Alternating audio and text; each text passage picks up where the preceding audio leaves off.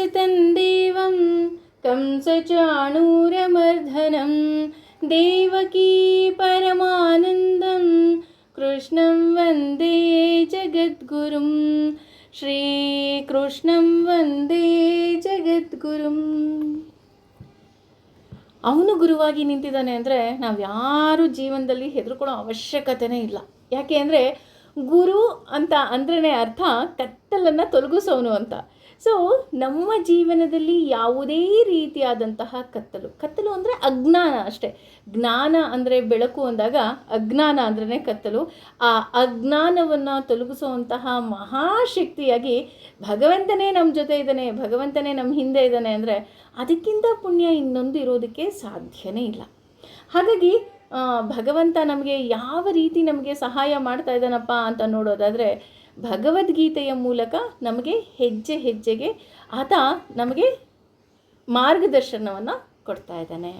ಹಾಗಾಗಿ ಇಲ್ಲಿ ಮಾರ್ಗದರ್ಶನವನ್ನು ಕೊಡ್ತಾ ಭಗವಂತ ಇನ್ನು ಏನು ಹೇಳ್ತಾನೆ ಅಂತ ನೋಡೋಣ. ಒಂದೇ ನಿಮಿಷ. ಅದರಲ್ಲೂ ಭಗವಂತ ಇಲ್ಲಿ ಯಜ್ಞ ಯಾವ ರೀತಿ ಮಾಡ್ತಾರೆ ಅನ್ನೋ ವಿವರಣೆಯನ್ನು ಕೊಡ್ತಾ ಹೋಗ್ತಾರೆ.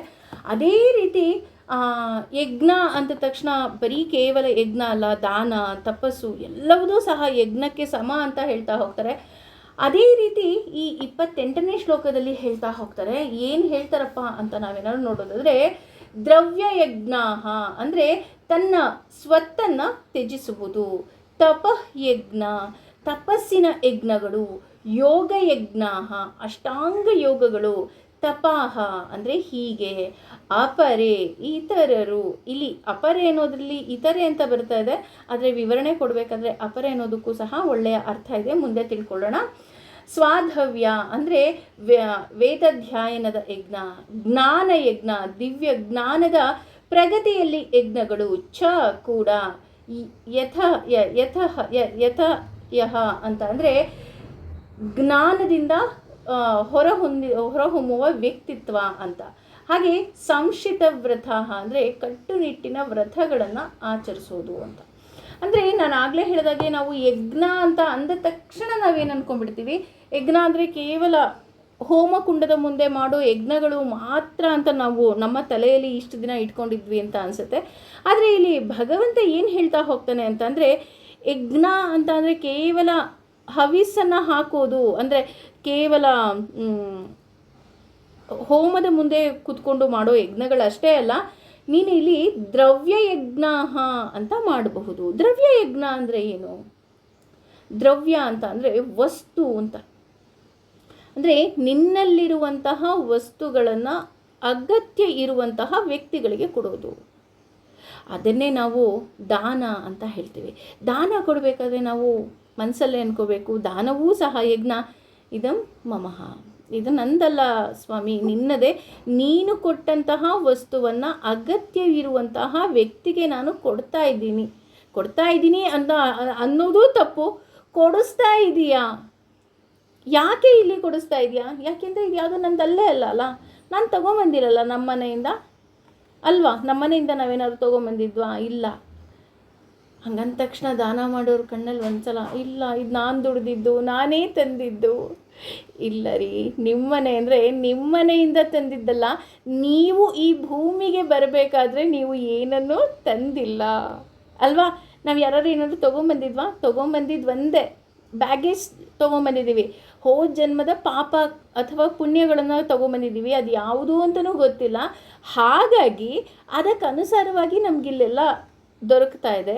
ದೊರಕಿರೋದ್ರಲ್ಲಿ ನನಗೆ ಇನ್ನೊಂದು ಸ್ವಲ್ಪ ಪಾಪನೋ ಪುಣ್ಯನೋ ಅನ್ನೋದಕ್ಕಿಂತ ಪುಣ್ಯನೇ ಬರಲಿ ಅನ್ನುವಂತಹ ಮನಸ್ಥಿತಿಯಲ್ಲಿ ನಾವೇನು ಮಾಡ್ತಾ ಹೋಗ್ತೀವಿ? ದಾನವನ್ನು ಕೊಡ್ತಾ ಹೋಗ್ತೀವಿ ಅಲ್ವಾ? ಈ ದಾನ ಮಾಡಿದ್ರೆ ಒಳ್ಳೆಯದಂತೆ, ಆ ದಾನ ಮಾಡಿದ್ರೆ ಒಳ್ಳೆಯದಂತೆ, ಗೋದಾನ ಒಳ್ಳೆಯದಂತೆ. ಹಾಗೆ ಇಲ್ಲಿ ದಾನ ಅಂದ ತಕ್ಷಣ ನಾವೇನು ಅಂದ್ಕೊತೀವಿ, ಇದು ಹೇಗೆ ಹೋಮಕ್ಕೆ ಸಮ ಅಂತ ನಾವೇನಾದರೂ ಯೋಚನೆ ಮಾಡೋದಾದರೆ, ನಾವು ದಾನ ಕೊಡುವಂತಹ ವ್ಯಕ್ತಿಯ ಕೈಯಲ್ಲಿ ಅಗ್ನಿ ಇರುತ್ತಂತೆ, ಅಂಗೈಯಲ್ಲಿ ಅಗ್ನಿ ಇರುತ್ತೆ. ಹಾಗಾಗಿಯೇ ನಾವು ದಾನ ಕೊಡುವುದು ಹೋಮಕ್ಕೆ ಸಮ ಅಂತ ಹೇಳ್ತಾ ಹೋಗ್ತಾರೆ. ಸಾಮಾನ್ಯವಾಗಿ ತುಂಬ ಜನ ತಿಳ್ಕೊಂಡಿರೋದೇನಪ್ಪ ಅಂತ ಅಂದರೆ, ನಾವು ದಾನವನ್ನು ಯಾರಿಗೆ ಕೊಡಬೇಕು ಅಥವಾ ದಾನವನ್ನು ಇಸ್ಕೊಂಡಾಗ ನಮಗೆ ಕರ್ಮಗಳು ಲಭಿಸುತ್ತಾ ಅಂತ ನಾವು ಯೋಚನೆ ಮಾಡುವಂತಹ ಸಾಕಷ್ಟು ಜನ ಉಂಟು. ಅಂದರೆ ಇಲ್ಲಿ ಯಜ್ಞ ಅಥವಾ ಇಲ್ಲಿ ದಾನವನ್ನು ಯಜ್ಞಕ್ಕೆ ಯಾಕೆ ಹೋಲಿಸ್ತಾ ಇದ್ದಾರೆ ಅಂತ ಅಂದರೆ, ನಾವು ದಾನ ಕೊಡಬೇಕಾದ್ರೆ ನಮಗೆ ನಾವೇ ಹೇಳ್ಕೋಬೇಕಂತೆ, ನನ್ನಲ್ಲಿರುವಂತಹ ಕೆಟ್ಟ ಬುದ್ಧಿಗಳು ಅಥವಾ ಕೆಟ್ಟತನಗಳು ಅಥವಾ ಪಾಪಗಳು ನನಗೇನು ಬಂದಿದೆ ನನಗೆ ಗೊತ್ತಿಲ್ಲ, ಐ ಡೋಂಟ್ ನೋ ಅಲ್ವಾ. ಹಾಗಾಗಿ ನನ್ನ ಕರ್ಮಗಳೂ ಸಹ ಇರಬಹುದು. ಅಂದರೆ ನಾನು ಯಾವ ಕೆಲಸ ಮಾಡಿದ್ದೀನಿ, ಯಾವುದು ಒಳ್ಳೆ ಕೆಲಸ ಮಾಡಿದ್ದೀನ, ಯಾವುದು ಕೆಟ್ಟ ಕೆಲಸ ಮಾಡಿದ್ದೀನ, ನನಗೆ ಯಾವುದು ಗೊತ್ತಾಗ್ತಾ ಇಲ್ಲ, ಅಥವಾ ನನ್ನ ಕರ್ಮಗಳು ನನಗೆ ತಿಳಿತಾ ಇಲ್ಲ. ಹಾಗಾಗಿ ಈ ಕರ್ಮಗಳನ್ನು ಅಂದರೆ ನನ್ನ ಕೆಟ್ಟ ಪಾಪಗಳನ್ನು ಈ ದಾನ ಮುಖೇನ ನಾನು ಹೋಮಕ್ಕೆ ಹಾಕ್ತಾ ಇದ್ದೀನಿ. ಯಾವ ರೀತಿ ಹೋಮಕ್ಕೆ ಹಾಕ್ತಾ ಇದ್ದೀನಿ? ದಾನ ಕೊಡುವ ಮೂಲಕ ನಾನು ಹವಿಸ್ಸನ್ನು ಹಾಕ್ತಾ ಇದ್ದೀನಿ, ಭಗವಂತ ಸ್ವೀಕಾರ ಮಾಡು ಅಂತ ಹೇಳಬೇಕಂತೆ. ಅಂದರೆ ನೋಡಿ, ನಮ್ಮ ಮೆಂಟಾಲಿಟಿ ಹೇಗಿದೆ, ನನ್ನ ಪಾಪಗಳನ್ನು ದಾನದ ಮುಖೇನ ಕೊಡ್ತಾ ಇದ್ದೀನಿ, ನನಗೆ ಒಳ್ಳೆಯದಾಗಲಿ ಅಂತ. ಹಾಗಿದ್ರೆ ಇಸ್ಕೊಂಡವರಿಗೆ ಕೆಟ್ಟದಾಗತ್ತಾ? ಇಲ್ಲ ರೀ, ಇಸ್ಕೊಂಡವರಿಗೆ ಖಂಡಿತವಾಗ್ಲೂ ಕೆಟ್ಟದಾಗೋದಕ್ಕೆ ಚಾನ್ಸೇ ಇಲ್ಲ. ಯಾಕೆ ಅಂದರೆ ನೀವು ಆ ವ್ಯಕ್ತಿಗೆ ದಾನ ಕೊಡ್ತಾ ಇಲ್ಲ, ಆ ವ್ಯಕ್ತಿಯಲ್ಲಿರುವ ಭಗವಂತನಿಗೆ ಹಾಕುತ್ತಿರುವಂತಹ ಹವಿಸ್ಸು ಇದು. ಹಾಗಿದ್ರೆ ದಾನ ಇಸ್ಕೊಳ್ಳೋರಿಗೆ ಯಾಕೆ ಕೆಟ್ಟದಾಗುತ್ತೆ ಅಂತ ತುಂಬ ಯೋಚನೆ ಮಾಡೋರಿಗೆ, ದಾನ ಇಸ್ಕೊಳ್ಳೋರಿಗೆ ಕೆಟ್ಟದಾಗೋದಿಲ್ಲ, ನಿಮ್ಮ ಪಾಪ ಅವರಿಗೆ ಹೋಗೋದಿಲ್ಲ. ಆದರೆ ಅವರ ಕೈಯಲ್ಲಿರುವಂತಹ ಅಗ್ನಿ ಏನಾಗ್ತಾ ಹೋಗುತ್ತೆ, ಕಮ್ಮಿ ಆಗ್ತಾ ಹೋಗುತ್ತೆ. ಹಾಗಾಗಿ ಆ ವ್ಯಕ್ತಿ ಆ ಅಗ್ನಿಯನ್ನು ಸತತವಾಗಿ ಇಟ್ಕೋಬೇಕು ಅಂದಾಗ, ಅಂದರೆ ಅವನು ಚೆನ್ನಾಗಿರಬೇಕು ಅಂದಾಗ ಏನು ಮಾಡಬೇಕು, ಅವನು ಶರಣಾಗಬೇಕು. ಭಗವಂತ, ನಾನು ಇನ್ನೂ ಅತಿ ಹೆಚ್ಚು ಜಪ ತಪಗಳನ್ನು ಮಾಡ್ತೀನಿ, ಅಥವಾ ಅತಿ ಹೆಚ್ಚು ಪಾರಾಯಣವನ್ನು ಮಾಡ್ತೀನಿ, ಅತಿ ಹೆಚ್ಚು ಪುಣ್ಯಕ್ಷೇತ್ರಗಳಿಗೆ ಹೋಗ್ತೀನಿ, ಈ ರೀತಿ ಅವನ ಪುಣ್ಯದ ಏನು ಅಕೌಂಟ್ ಇದೆ ಅದನ್ನು ಅವನು ತುಂಬಿಸ್ಕೊಳ್ತಾ ಹೋಗಬೇಕಾಗತ್ತೆ. ಹಾಗಾಗಿ ಹಳೆಯ ಕಾಲದಲ್ಲಿ ಏನು ಮಾಡ್ತಾಯಿದ್ರು ಅಂತ ಅಂದರೆ, ಸಾಕಷ್ಟು ಹಾಗೂ ಆದಷ್ಟು ಬ್ರಾಹ್ಮಣರಿಗೆ ದಾನವನ್ನು ಕೊಡಿ ಅಂತ ಹೇಳ್ತಾ ಇದ್ರು. ಇಲ್ಲಿ ಬ್ರಾಹ್ಮಣರು ಅಂದರೆ ಯಾರು? ನಮ್ಮೆಲ್ಲರಿಗೂ ಗೊತ್ತು, ಯಾರು ಅಧ್ಯಯನವನ್ನು ಮಾಡ್ತಾರೆ, ಯಾರು ಭಗವಂತನ ಬಗ್ಗೆ ಕಾಳಜಿ ಇದೆ, ಯಾರಿಗೆ ಭಗವಂತನ ಬಗ್ಗೆ ಪ್ರೀತಿ ಇದೆ, ಅವರಿಗೆ ನೀವು ದಾನವನ್ನು ಕೊಡಿ ಅಲ್ವಾ. ನಾವು ವರ್ಣಗಳು ಅನ್ಬೇಕಾದ್ರೂ ನಾವು ಅದೇ ತಿಳ್ಕೊಂಡಿದ್ದು. ಬ್ರಾಹ್ಮಣರು ಅಂತ ಅಂದರೆ ಅಧ್ಯಯನವನ್ನು ಮಾಡೋರು, ಅಥವಾ ಭಗವಂತನ ಬಗ್ಗೆ ಅತಿ ಹೆಚ್ಚು ಪ್ರೀತಿ ಇರೋರು, ಅತಿ ಹೆಚ್ಚು ಒಲವಿರೋರು ಅಷ್ಟೇ. ಹಾಗಾಗಿ ಇಲ್ಲಿ ಅವರಿಗೆ ನಾವು ದಾನವನ್ನು ಕೊಡಬೇಕು ಅಂತ ಹೇಳ್ತಾ ಹೋಗ್ತಾರೆ. ಆದರೆ ಈಗ ಏನಾಗೋಗಿದೆ, ಭಗವಂತನ ಬಗ್ಗೆ ಅತಿ ಹೆಚ್ಚು ಒಲವಿದೆ ಅನ್ನೋರು ಆ ಒಲವನ್ನೇ ಆದಾಯವನ್ನಾಗಿ ಮಾಡ್ಕೊಂಡ್ಬಿಟ್ಟಿದ್ದಾರೆ. ಎಸ್, ನನಗೆ ಇವರು ದಾನ ಕೊಡಲಿ, ಇವರು ಇನ್ನೊಂದು ಸ್ವಲ್ಪ ಹಣವನ್ನು ಕೊಡಲಿ, ದಕ್ಷಿಣೆಯನ್ನು ಜಾಸ್ತಿ ಇಟ್ಕೊಡ್ಲಿ, ಆದರೆ ಅದು ತಪ್ಪಾಗ್ತಾ ಹೋಗುತ್ತೆ. ಹಾಗೆಯೇ ಈ ರೀತಿ ನಾವು ದಾನ ಕೊಡಬೇಕಾದ್ರೆ ಅದಕ್ಕೋಸ್ಕರ ಏನು ಮಾಡೋರು, ಕ್ಷತ್ರಿಯರು, ಅದರಲ್ಲೂ ಯಾರೇ ದಾನ ಕೊಟ್ಟರು ಅವರಿಗೆ ಜಂಬ ಬರೋದಕ್ಕೆ ಸಾಧ್ಯತೆಯೇ ಇಲ್ಲ. ಅಯ್ಯೋ, ನಾನು ಅಷ್ಟೊಂದು ದಾನ ಮಾಡಿಬಿಟ್ಟೆ, ಯಾರೂ ಹೇಳಲ್ಲ. ಅಥವಾ ಈಗಲೂ ಕೆಲವರಿದ್ದಾರೆ, ದಾನ ಕೊಟ್ಟಿದ್ದನ್ನು ಅವರು ಹಾಕಿಸ್ಕೊಳ್ಳೋದು ಇಲ್ಲ. ಅಂದರೆ ನಾನು ದಾನ ಕೊಡ್ತಾ ಇರೋದು ಕೇವಲ ದಾನ ಅಲ್ಲ, ಇದು ಭಗವಂತನಿಗೆ ಕೊಡ್ತಾ ಇರೋದು ಅಂತ ನಾವು ಸರಿಯಾದ ವ್ಯಕ್ತಿಗೆ ನಾವು ದಾನವನ್ನ ಮಾಡಿದಾಗ ಆ ವ್ಯಕ್ತಿಗೆ ಯಾವುದೇ ರೀತಿಯಾದ ಜಂಬ ಆಗಲಿ ಅಥವಾ ಅಹಂಕಾರ ಆಗಲಿ ಬರೋದಿಲ್ಲ. ನಮ್ಮೆಲ್ಲರಿಗೂ ಗೊತ್ತು, ಕೆರೆಯ ನೀರನ್ನು ಕೆರೆಗೆ ಚೆಲ್ಲಿ, ನಾನು ಏನೂ ತಗೊಂಡ್ಬಂದಿಲ್ಲ, ನನಗಿಲ್ಲಿ ಏನು ಸಿಕ್ಕಿದೆ ಅದನ್ನ ನಾನಿಲ್ಲಿ ದಾನವನ್ನ ಕೊಡ್ತಾ ಇದ್ದೀನಿ ಅಂತ ಇಲ್ಲಿ ಹೇಳ್ತಾ ಹೋಗ್ತಾರೆ.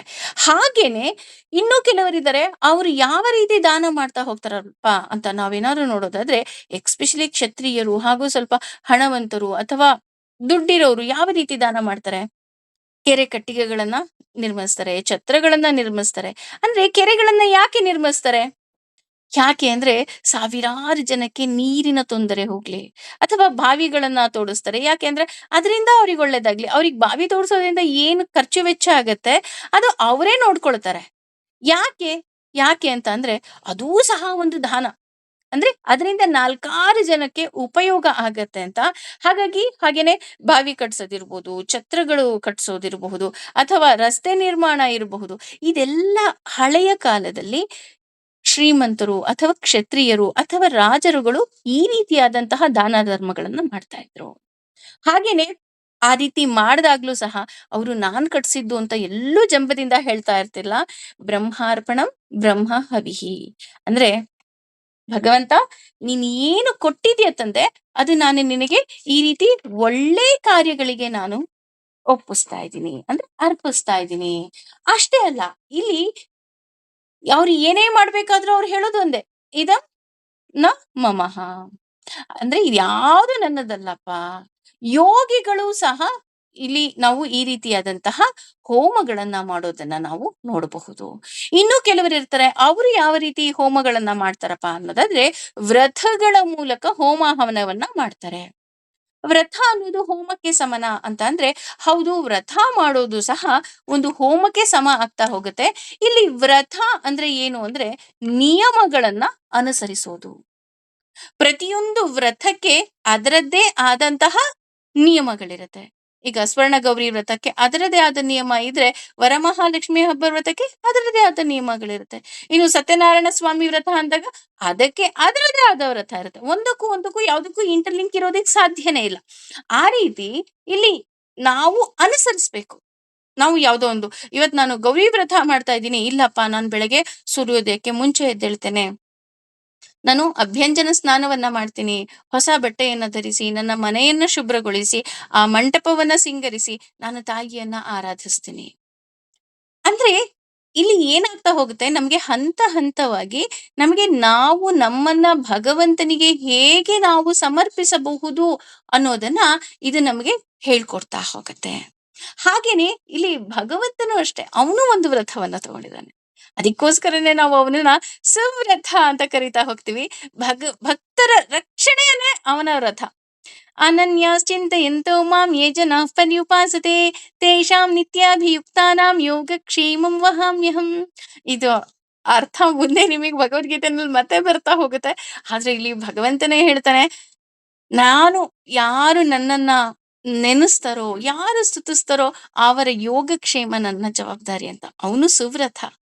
ಆದ್ರೆ ನಾವು ಸುವ್ರತರಲ್ಲ, ನಾವು ಕೇವಲ ಅವನನ್ನ ಸೇರೋದಿಕ್ಕೆ ವ್ರತವನ್ನ ಮಾಡ್ತಾ ಹೋಗ್ತೀವಿ. ಅಂದ್ರೆ ಇದೆಲ್ಲ ಏನಪ್ಪಾ ಅಂದ್ರೆ ಒಂದು ರೀತಿಯಾದಂತಹ ಕರ್ಮದ ರಹಸ್ಯಗಳನ್ನ ನಮಗೆ ಹೇಳ್ಕೊಡ್ತಾ ಹೋಗುತ್ತೆ. ಇವತ್ತು ಏಕಾದಶಿ, ನೀನು ವ್ರತವನ್ನ ಆಚರಿಸು. ಇವತ್ತು ದ್ವಾದಶಿಯ ವ್ರತವನ್ನ ಆಚರಿಸು. ಯಾಕೆಂದ್ರೆ ನಮ್ಗೆ ಭಕ್ತ ಅಂಬರೀಷನ ಕಥೆಯನ್ನ ಕೇಳ್ಬಿಟ್ಟಿದೀವಿ, ಅವನು ಯಾವ ರೀತಿ ವ್ರತವನ್ನ ಆಚರಿಸ್ತಿದ್ದ ಅಂತ. ಆ ರೀತಿ ವ್ರತಗಳು ಅಂತ ಅಂದ ತಕ್ಷಣ ನಮಗೆ ಅಲ್ಲಿ ಸಮರ್ಪಣಾ ಭಾವ ಬರ್ತಾ ಹೋಗತ್ತೆ. ಅಂದ್ರೆ ಭಗವಂತ ನಿನಗೆ ಇನ್ನಷ್ಟು ಮತ್ತಷ್ಟು ಹತ್ತಿರವಾಗೋದಿಕ್ಕೆ ನೀನು ಸಹಾಯ ಮಾಡು. ಏಕೆಂದ್ರೆ ಇಲ್ಲಿ ಭಗವಂತನೇ ನಮಗೆ ರಕ್ಷಣೆಯನ್ನ ಕೊಡಬೇಕು. ಹಾಗೆ ಆ ವ್ರತವನ್ನ ಮಾಡೋದಿಕ್ಕೆ ಶಕ್ತಿಯೂ ಸಹ ಅವನೇ ಕೊಡ್ಬೇಕು. ಹಾಗೇನೆ ಅಪರೆ, ಅಪರೆ ಅಂದ್ರೆ ಅಂದ್ರೆ ಭಗವಂತ, ಅಪರೆ ಅಂದ್ರೆ ನಾನು ಅಸ್ವತಂತ್ರ, ಭಗವಂತ ಸ್ವತಂತ್ರ, ನಾನು ಅಸ್ವತಂತ್ರ. ಭಗವಂತ ಕನ್ನಡಿಯ ಮುಂದೆ ಇರುವ ವ್ಯಕ್ತಿ ಆದ್ರೆ ಕನ್ನಡಿಯ ಒಳಗೆ ಇರುವ ಪ್ರತಿಬಿಂಬ ನಾನು. ನಾನು ಏನು ಮಾಡೋದಿಕ್ಕಾಗೋದಿಲ್ಲ. ನಾನು ಪ್ರತಿಬಿಂಬ ಏನಾದ್ರೂ ಚಲಿಸೋದಿಕ್ಕೆ ಆಗುತ್ತಾ? ಸಾಧ್ಯನೇ ಇಲ್ಲ. ಅಥವಾ ಅದು ಚೆನ್ನಾಗಿ ಕಾಣೋದಕ್ಕೆ ಸಾಧ್ಯನಾ? ಅಥವಾ ಕೆಟ್ಟದಾಗಿ ಕಾಣೋದಕ್ಕೆ ಸಾಧ್ಯನಾ? ಹೇಗೆ ಕಾಣುತ್ತೆ ಅಂತ ನೋಡೋದಿದ್ರೆ, ಆ ಕನ್ನಡಿಯ ಮುಂದೆ ಇರುವ ವ್ಯಕ್ತಿ ಹೇಗೆ ಅಲಂಕರಿಸ್ಕೊಳ್ತಾ ಹೋಗ್ತಾನೋ, ಅಥವಾ ಅವನು ನಕ್ರೆ ಪ್ರತಿಬಿಂಬ ನಗ್ತಾ ಹೋಗುತ್ತೆ. ಹಾಗೇನೆ ಭಗವಂತ ನಮ್ಮ ಕೈಲಿ ನಗ್ಸಿದ್ರೆ ಮಾತ್ರ ನಮಗೆ ನಗೋದಿಕ್ಕೆ ಸಾಧ್ಯ.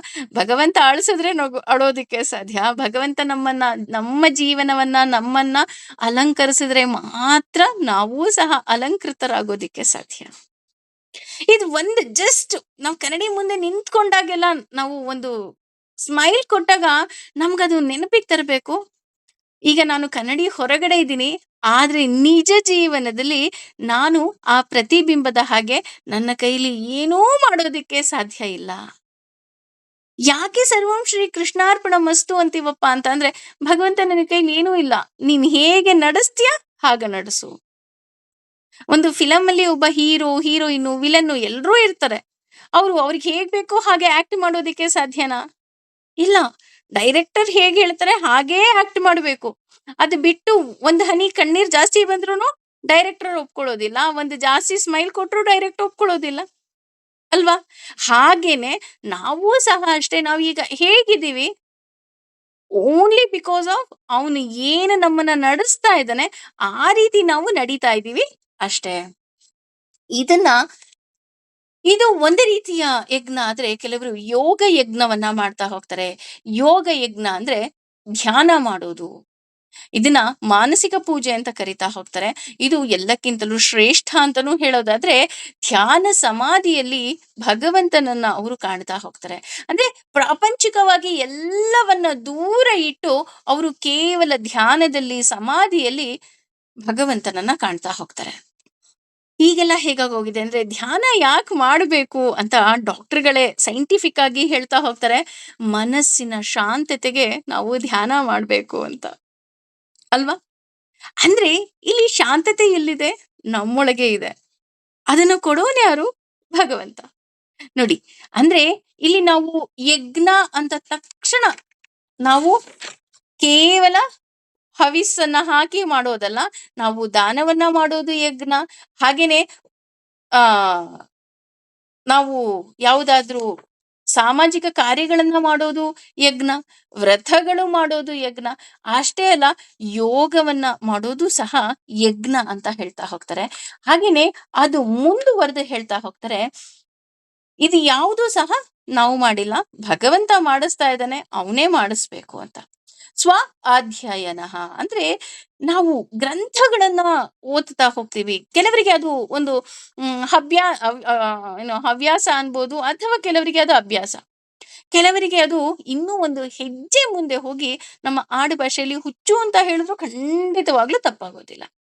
ಯಾಕೆ ಅಂತಂದ್ರೆ ನನಗೆ ಇವತ್ತು ಪುಸ್ತಕ ಓದಿಲ್ಲ, ಭಗವಂತನ ಬಗ್ಗೆ ಏನೋ ತಿಳ್ಕೊಂಡಿಲ್ಲ, ನನ್ನ ಕೈಯಲ್ಲಿ ಆಗ್ತಾ ಇಲ್ಲ, ನಾನು ಇವತ್ತು ಪಾರಾಯಣವನ್ನ ಮಾಡ್ಬೇಕು, ಇವತ್ತೇನೋ ಭಗವಂತನ ಬಗ್ಗೆ ತಿಳ್ಕೊಬೇಕು, ಇವತ್ತೇನೋ ಭಗವಂತನ ಹೊಸ ಶ್ಲೋಕದಲ್ಲಿ ಅದರಲ್ಲಿ ಅರ್ಥ ಏನಿದೆ ತಿಳ್ಕೊಬೇಕು.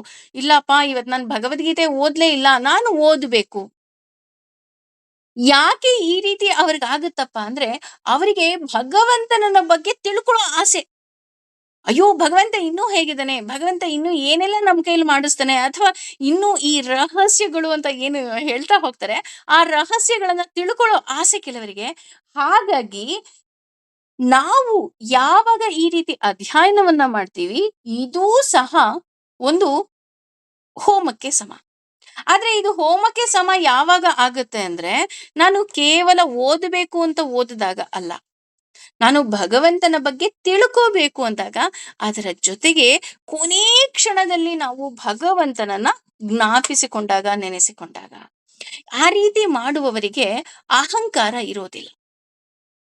ಯಾರು ಅಧ್ಯಯನವನ್ನ ಮಾಡ್ತಾರೆ, ಯಾರು ಭಗವಂತನ ಬಗ್ಗೆ ತಿಳ್ಕೊಳ್ತಾ ಇರ್ತಾರಲ್ಲ, ಅವ್ರಿಗೆ ಅಹಂಕಾರ ಇರೋದಕ್ಕೆ ಸಾಧ್ಯನೇ ಇಲ್ಲ. ಆದ್ರೆ ಕೆಲವರ ಹತ್ರ ಮಾತಾಡಿ ಅವ್ರಿಗೆ ತುಂಬಾ ಭಗವಂತನ ಬಗ್ಗೆ ಜ್ಞಾನ ಇರುತ್ತೆ, ಅದ್ರ ಜೊತೆ ನನಗೆ ಗೊತ್ತು ಅನ್ನೋ ಅಹಂಕಾರವೂ ಸಹ ಬರುತ್ತೆ. ಯಾರಿಗೆ ಬರುತ್ತಪ್ಪ ಈ ರೀತಿ ಅಂತ ಅಂದ್ರೆ, ಯಾರು ಈ ಅಧ್ಯಯನವನ್ನ ಯಜ್ಞ ಅಂತ ತಿಳಿದುಕೊಂಡಿಲ್ಲ, ಅವರಿಗೆ ಅಹಂಕಾರ ಬರುತ್ತೆ. ಇಲ್ಲಿ ನಾನು ಯಜ್ಞ ಅಂದ ತಕ್ಷಣ ಏನು, ಹವಿಸ್ಸನ್ನ ಹಾಕೋದು. ಹವಿಸ್ ಹಾಕೋದು ಅಂದ್ರೆ ಏನು? ಸುಟ್ಟು ಹೋಗೋದು.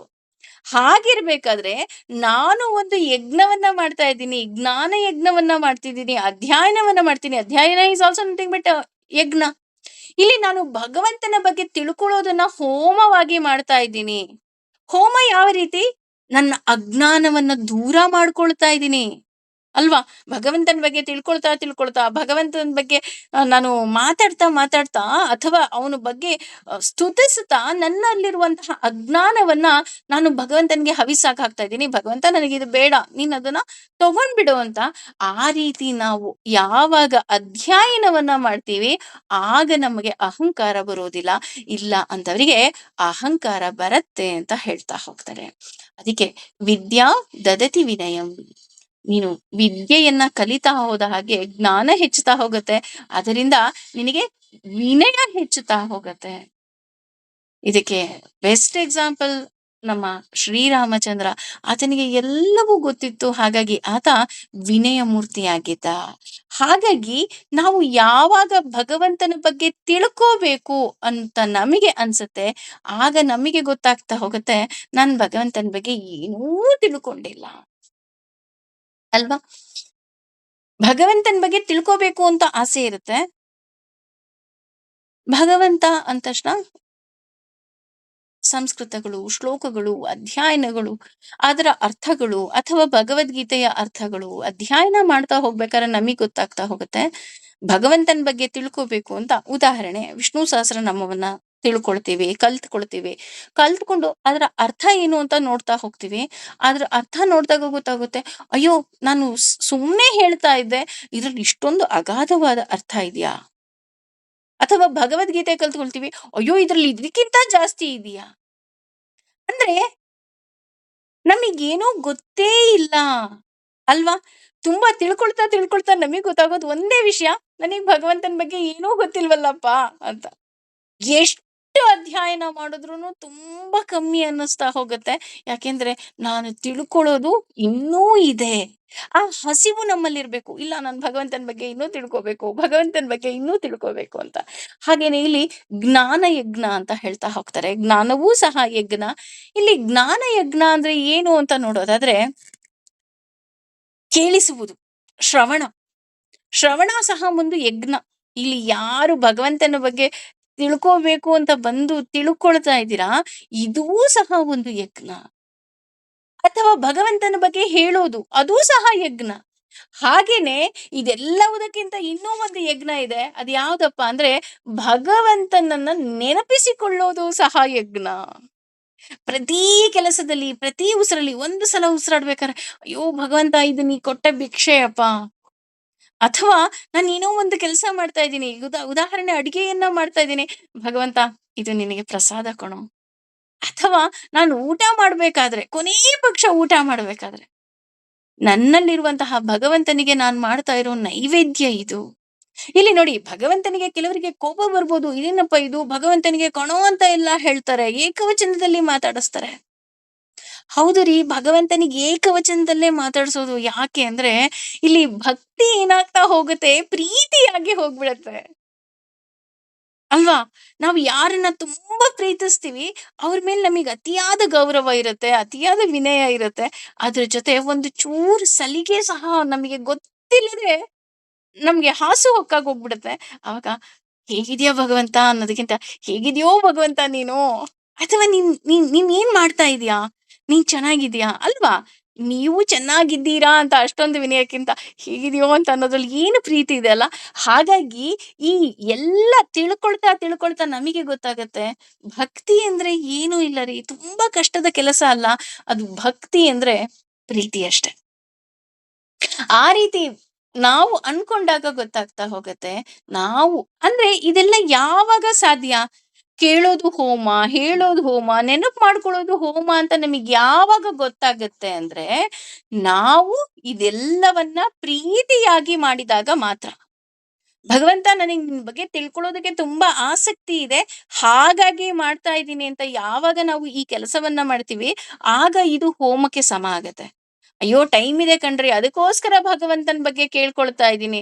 ಇಲ್ಲ, ಟೈಮ್ ಇದೆ ಅಂತ ನೀವು ಕೇಳ್ಕೊಳ್ತಾ ಇಲ್ಲ, ನಿಮಗೆ ಭಗವಂತನ ಬಗ್ಗೆ ಆಸಕ್ತಿ ಪ್ರೀತಿ ಇದೆ, ಅದಕ್ಕೆ ಕೇಳಿಸ್ಕೊಳ್ತಾ ಇದ್ದೀರಾ. ನೋಡಿ ಎಷ್ಟು ವ್ಯತ್ಯಾಸ ಇದೆ ಅಲ್ವಾ? ಹಾಗಾಗಿ ಇಲ್ಲಿ ಸಂಶಿತ ವ್ರತ ಅಂತ ಹೇಳ್ತಾ ಹೋಗ್ತಾರೆ. ಅಂದ್ರೆ ಇವ್ರು ಯಾರಪ್ಪ, ಇವ್ರು ಈ ರೀತಿ ಸಂಶಿತ ವ್ರತವನ್ನ ಮಾಡೋರು ಅಂದ್ರೆ ಯತಿಗಳು ಅಂತ ಹೇಳ್ತಾರೆ. ನಮ್ಗೆ ಯತಿಗಳು ಅಂದ ತಕ್ಷಣ ದೊಡ್ಡ ದೊಡ್ಡ ವ್ಯಕ್ತಿಗಳು ನಮ್ಮ ಕಣ್ಣು ಮುಂದೆ ಬರ್ತಾ ಹೋಗ್ತಾರೆ. ಇಲ್ಲ ರೀ, ಯತಿಗಳು ಅಂದ್ರೆ ತುಂಬಾ ದೊಡ್ಡ ದೊಡ್ಡವರಲ್ಲ. ಆದ್ರ ಅರ್ಥ ತಿಳ್ಕೊಂಡ್ರೆ ನಮಗೆ ಹೌದಾ ಅಂತ ಅನ್ಸುತ್ತೆ. ಯತಿಗಳು ಅಂದ್ರೆ ಪ್ರಯತ್ನಶೀಲರು. ನಾವೆಲ್ಲರೂ ಸಹ ಯತಿಗಳಾಗಬಹುದು. ಯಾವಾಗ ಅಂದ್ರೆ ನಾವು ಪ್ರಯತ್ನಶೀಲರಾಗಿರ್ಬೇಕು. ಇಲ್ಲ, ನಾನು ಭಗವಂತನ ಬಗ್ಗೆ ತಿಳ್ಕೋಬೇಕು, ಭಗವಂತನ ಬಗ್ಗೆ ನಾನು ಪ್ರೀತಿಸ್ಬೇಕು, ಭಗವಂತನ ಬಗ್ಗೆ ಮಾತಾಡ್ಬೇಕು, ಭಗವಂತನ ಬಗ್ಗೆ ಹಾಡ್ಬೇಕು, ಭಗವಂತನ ಬಗ್ಗೆ ನಾನು ಮಾಡ್ಕೋಬೇಕು. ನನ್ನ ಜೀವನ ಏನಿದೆ ಅದು ಸಂಪೂರ್ಣ ಶರಣಾಗತಿ ಆದಾಗ ಮಾತ್ರ ಯತಿಗಳಾಗೋದಿಕ್ಕೆ ಸಾಧ್ಯ. ನನ್ನ ಜೀವನದಲ್ಲಿ ಏನೆಲ್ಲ ನಡೀತಿದೆ, ಒಳ್ಳೇದ್ ನಡೀತಿರ್ಬೋದು, ಕೆಟ್ಟದ್ ನಡೀತಿರ್ಬೋದು, ಅಥವಾ ಇನ್ನೇನೋ ನಡೀತಿರ್ಬೋದು, ಅದೆಲ್ಲವುದೂ ಸಹ ಭಗವಂತ, ಇದು ನಿನ್ನ ಲೀಲೆ ಕಣಪ್ಪ. ಈ ರೀತಿ ನಾನು ಸಂಪೂರ್ಣ ಶರಣಾದಾಗ ಯತಿಗಳು ಅಂತ ಕರೀತಾರೆ. ಅಂದ್ರೆ ಸಂಶಿತ ವ್ರತ ಅಂತ. ಸಂಶಿತ ಅಂದ್ರೆ ಯತಿಗಳು ಅಂದ್ರೆ ಪ್ರಯತ್ನಶೀಲರು ಅಷ್ಟೇ. ಇಲ್ಲಿ ವ್ರತ ಅಂದ್ರೆ ನಾನು ಆಗ್ಲೇ ಹೇಳಿದ ಹಾಗೆ ನಿಯಮಗಳು. ಹಾಗೇನೆ ಆ ನಿಯಮಗಳನ್ನ ಪಾಲಿಸಿದಾಗ ನಮಗೇನಾಗ್ತಾ ಹೋಗುತ್ತೆ, ಪುಣ್ಯ ಬರ್ತಾ ಹೋಗತ್ತೆ. ಅದಕ್ಕೋಸ್ಕರನೇ ನಮ್ಮ ಸಂಸ್ಕೃತದಲ್ಲಿ ಹೇಳ್ತಾ ಹೋಗ್ತಾರೆ, ಆಚಾರ ಪ್ರಥಮೋ ಧರ್ಮ. ನೀನೇನಾದ್ರು ಕೇಳಿಸ್ಕೊಳ್ತಾ ಇದ್ಯಾ, ನೀನೇನಾದ್ರು ಹೇಳ್ತಾ ಇದ್ಯಾ, ಅಥವಾ ನೀನೇನಾದ್ರು ನೆನಪು ಮಾಡ್ಕೊಳ್ತಾ ಇದ್ಯಾ, ಅದನ್ನ ನೀನು ಮೊದಲು ಆಚರಣೆಗೆ ತೆಗೆದುಕೊಂಡ್ ಬಾ. ನಾ ಹೇಳ್ತೀವಲ್ಲ, ಭಕ್ತಿ ಅಂದ್ರೇನೆ ಪ್ರೀತಿ ಅಂದ್ರೆ ಅರ್ಥ ಏನು? ಸಪೋಸ್ ಈಗ ನಾನು ಆ ಪದವನ್ನ, ಆ ವಾಕ್ಯವನ್ನ ಹೇಳ್ತಾ ಇದ್ದೀನಿ ಅಂದ್ರೆ ಅರ್ಥ, ನಾನು ಆ ರೀತಿ ಹುಚ್ಚಿಯಾಗಿ ಭಗವಂತನನ್ನ ಪ್ರೀತಿಸಿ ನಿಮಗೆ ಹೇಳಿದಾಗ ಮಾತ್ರ ಅದು ಸರಿ.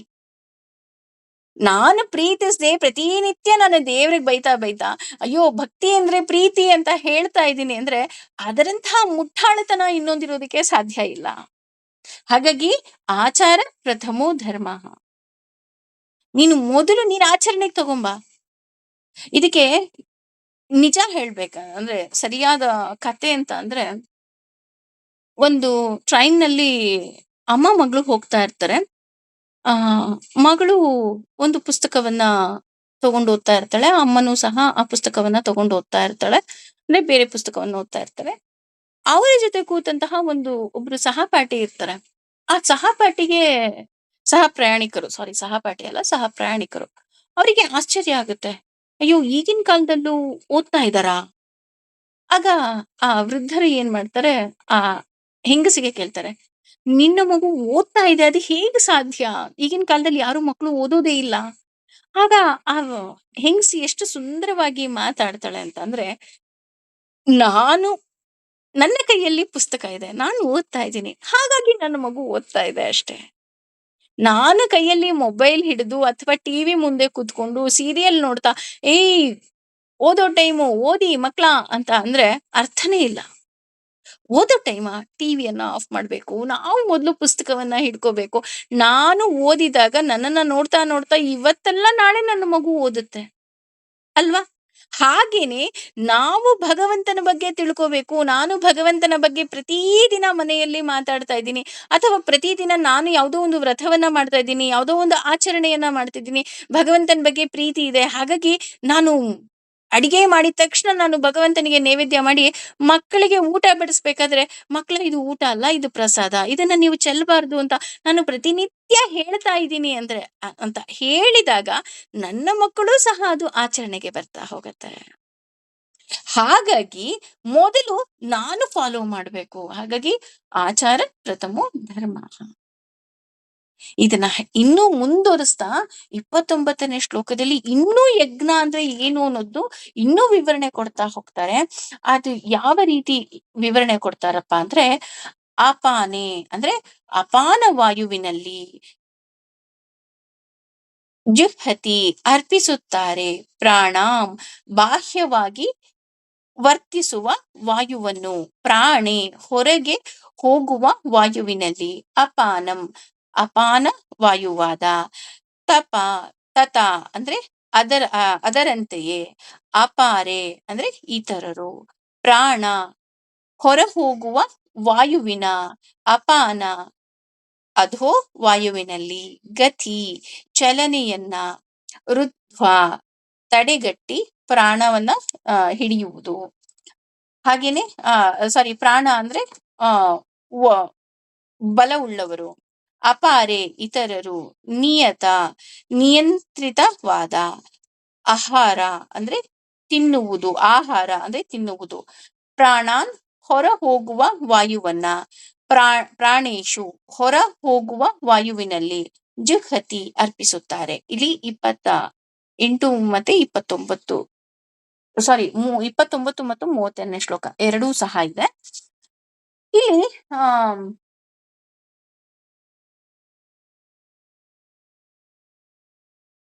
ಇಲ್ಲಿ ಹೇಳ್ತಾ ಹೋಗ್ತಾರೆ, ಒಂದೇ ನಿಮಿಷ.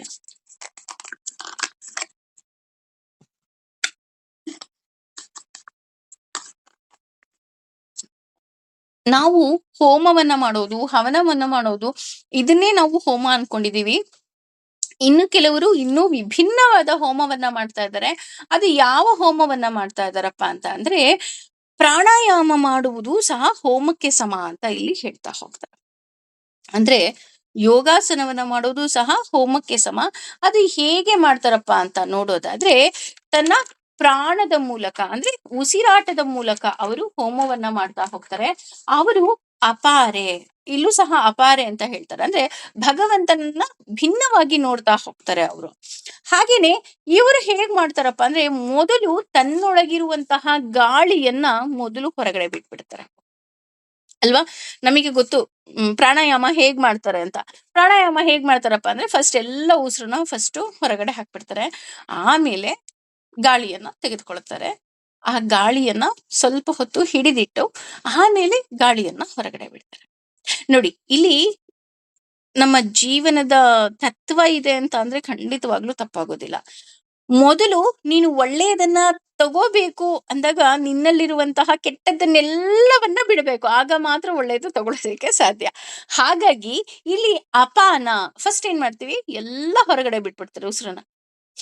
ಅಂತ ಉಸಿರೆಲ್ಲ ಹೊರಗಡೆ ಬಿಟ್ಟು ಪ್ರಾಣ ಮತ್ತೆ ಗಾಳಿಯನ್ನ ತೆಗೆದುಕೊಳ್ತಾರೆ. ಈ ರೀತಿ ಯಾಕೆ ಮಾಡ್ತಾರೆ ಅಂತ ನೋಡೋದಾದ್ರೆ, ಇದೂ ಸಹ ಹವಿಸ್ಸಿಗೆ ಸಮ, ಹೋಮಕ್ಕೆ ಸಮ. ಅವರು ತನ್ನ ಒಳಗಿರುವಂತಹ ಅಗ್ನಿಗೆ, ಅಂದ್ರೆ ನಮ್ಮೆಲ್ಲರಿಗೂ ಗೊತ್ತು ಭಗವಂತ ಬಿಂದು ರೂಪದಲ್ಲಿ, ಬೆಳಕಿನ ಕಿಡಿಯ ರೂಪದಲ್ಲಿ ನಮ್ಮೊಳಗೆ ಇದ್ದಾನೆ ಅಂತ. ಆ ರೀತಿಯಾದಂತಹ ಭಗವಂತನಿಗೆ ಯಾವ ಹವಿಸ್ಸನ್ನ ಹಾಕ್ತಾ ಇದ್ದಾರಪ್ಪ ಅಂತ ಅಂದ್ರೆ, ಗಾಳಿಯ ಹವಿಸ್ಸು, ಹೋಮದ ಹವಿಸ್ಸನ್ನ ಅವರು ಹಾಕ್ತಾ ಇದ್ದಾರೆ. ಪ್ರಾಣವಾಯುವನ್ನ ಅವರು ಹವಿಸ್ಸಾಗಿ ಮಾಡ್ತಾ ಹೋಗ್ತಾರೆ. ಹಾಗೇನೆ ಇಲ್ಲಿ ಇನ್ನೂ ಒಂದು ಹೆಜ್ಜೆ ಮುಂದೆ ಹೋಗಿ ಹೇಳ್ತಾ ಹೋಗ್ತಾರೆ, ಜಪ ಹಾಗೂ ತಪವೂ ಸಹ ಹೋಮಕ್ಕೆ ಸಮ ಅಂತ. ಜಪ ಹಾಗೆ ತಪ ಹೋಮಕ್ಕೆ ಸಮ ಹೇಗೆ ಅಂತ ಅಂದ್ರೆ, ನೀವೆಲ್ಲರೂ ಸಹ ವಿಷ್ಣು ಸಹಸ್ರನಾಮವನ್ನ ಆಲ್ರೆಡಿ ತಿಳ್ಕೊಂಡ್ಬಿಟ್ಟಿದ್ದೀರಾ, ಕಲ್ತ್ಕೊಂಡ್ಬಿಟ್ಟಿದ್ದೀರಾ. ಅದ್ರಲ್ಲಿ ನೋಡಿ, ನಾವು ಹೇಗ್ ಹೇಳ್ಬೇಕು ಅನ್ಬೇಕಾದ್ರೆ ನಿಯಮ ಇದೆ. ಆ ನಿಯಮ ಎಷ್ಟು ಚೆನ್ನಾಗಿದೆ ಅಂತ ಅಂದ್ರೆ, ಮೊದ್ಲು ಉಸಿರು ಹೊರಗಡೆ ಹಾಕ್ಬಿಟ್ಟು ಉಸಿರು ತಗೊಳ್ತೀವಿ. ಉಸಿರು ತಗೊಂಡೆ ಏನ್ ಮಾಡ್ತೀವಿ, ಶ್ಲೋಕವನ್ನ ಹೇಳೋದಿಕ್ಕೆ ಶುರು ಮಾಡ್ತೀವಿ.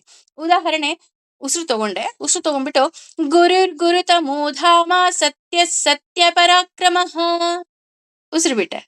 ಮತ್ತೆ ಉಸಿರು ತಗೊಂಡೆ, ನಿಮಿಷೋ ನಿಮಿಷಸ್ರಗ್ವಿ ವಾಚಸ್ಪತಿರುದಾರಧೀಹಿ. ಬಹುಶಃ ಯಾರು ಆ ಈ ವಿಷ್ಣು ಸಹಸ್ರನಾಮವನ್ನ ಕಲ್ತಿರ್ತಾರೆ ಅವರಿಗೆ ಗೊತ್ತಿರುತ್ತೆ. ಅದರ ಅರ್ಥ ತಿಳ್ಕೊಂಡಾಗ್ಲೂ ಸಹ ಗೊತ್ತಿರುತ್ತೆ. ನಾವು ವಿಷ್ಣು ಸಹಸ್ರನಾಮ ಓದುವುದು ಸಹ ಪ್ರಾಣಾಯಾಮಕ್ಕೆ ಸಮ ಅಂತ. ಯಾಕೆ ಅಂದ್ರೆ, ನಾವು ಉಸಿರನ್ನ ಬಿಡ್ತೀವಿ, ಉಸಿರನ್ನ ತಗೊಂಡು ಅಲ್ಲಿ ಒಂದು ಶ್ಲೋಕವನ್ನ ಹೇಳಿ ಉಸಿರು ಬಿಡ್ತೀವಿ. ಹಾಗಾಗಿ ಇದೇನಾಗ್ತಾ ಹೋಗುತ್ತೆ, ಒಂದು ಪ್ರಾಪರ್ ಧ್ಯಾನಕ್ಕೆ ಸಮ, ಹೋಮಕ್ಕೆ ಸಮ, ಹವಿಸ್ಸಿಗೆ ಸಮ ಅಂತ ಹೇಳ್ತಾ ಹೋಗ್ತಾರೆ. ಹಾಗೇನೆ ನಾವು ನಮ್ಮ ಮನಸ್ಸನ್ನ ಏಕಾಗ್ರತೆಯಲ್ಲಿ ಕೂರಿಸಿ ನಾವೇನ್ ಮಾಡ್ತೀವಿ, ಜಪವನ್ನ ಮಾಡೋದಕ್ಕೆ ಹೋಗ್ತೀವಿ. ಹರೇ ರಾಮ ಮಂತ್ರ ಇರಬಹುದು, ಅಥವಾ ಓಂ ನಮೋ ನಾರಾಯಣ ಮಂತ್ರ ಇರ್ಬೋದು. ಈ ರೀತಿಯಾದಂತಹ ಮಂತ್ರಗಳನ್ನ, ಜಪಗಳನ್ನ ನಾವು ಮಾಡ್ತಾ ಹೋಗ್ತೀವಿ. ಈ ರೀತಿ ಮಾಡೋರು ಏನ್ ಮಾಡ್ತಾ ಹೋಗ್ತಾರಪ್ಪ ಅಂದ್ರೆ, ಈ 30ನೇ ಶ್ಲೋಕದಲ್ಲಿ ಮತ್ತೆ ಕಂಟಿನ್ಯೂ ಮಾಡ್ತಾ ಹೋಗ್ತಾರೆ, ಆಹಾರವನ್ನ ಬಿಡುವುದು ಸಹ ಹೋಮಕ್ಕೆ ಸಮ. ನೋಡಿ, ಇವತ್ತು ಏಕಾದಶಿ ಆಗಿರೋದ್ರಿಂದನೇ ಇದೆಲ್ಲ ಬರ್ತಾ ಇದೆಯೋ ಏನೋ ನನಗೆ ಗೊತ್ತಿಲ್ಲ.